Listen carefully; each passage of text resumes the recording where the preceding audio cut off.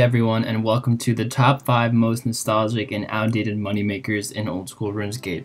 A lot of these methods are lost in time and rarely seen being done anymore due to monster drops bringing in raw materials into the game or just simply being outdated by another update. In this video, I will go over my most nostalgic moneymakers that no longer bring in a hefty profit. Number 5. Mining Pure Essence. Believe it or not, there used to be a time when pure essence was not too easy to come by and the fastest way to obtain them was to mine it. This method was outdated by monsters such as Zulrah and the Twisted Banshees, which drops them in bulk. There was a time in RuneScape where pure essence sold for upwards to 100 GP each, making it a viable method for low to mid-level players to gain some money. Unfortunately, there is a huge influx of pure essence and it is likely this method will be forever lost in time. Number 4. Fishing Sharks. Sharks are no longer one of the best foods in RuneScape. Even though many other foods healed more, such as the tuned potato and the manta ray, sharks were by far the easiest to come by and to generate a profit.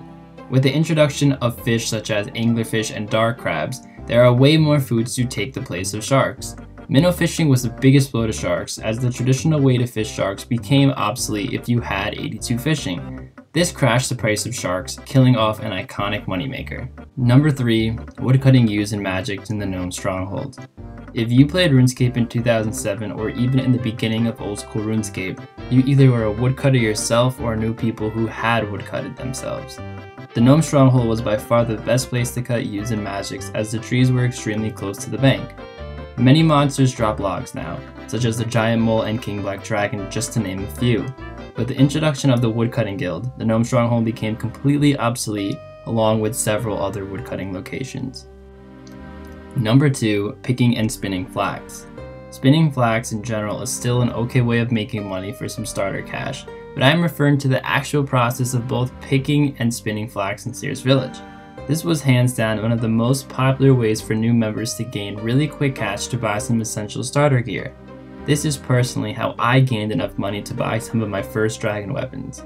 At the making of this video, flax is 2 GP each because it is heavily dropped from some monsters, Zulrah being one of them. Since it is much easier to buy flax really cheap and spin it in Lumbridge, this is an outdated method and the spinner in Seers will probably forever be abandoned. Number 1. Killing the Kalphite Queen. If anyone remembers what old RuneScape was really like, then you know the dragon chain is one of the most iconic items in the game. It was once a very expensive, rare piece of armor heavily sought after by most RuneScape players. The Kalphite Queen is still killed today, but not for monetary gain, usually for a Slayer task or to achieve the Kalphite head for diaries. New players today will never know what it was like grinding out the cake queue with a friend for hours on end hoping you would get the 12 to 15 mil dragon chain body. Anyway guys, that is my top 5 list of most nostalgic and outdated OSRS moneymakers. If you enjoyed the video, make sure to drop a like and subscribe to the channel for more interesting content. I hope to see you in the next one guys. Peace.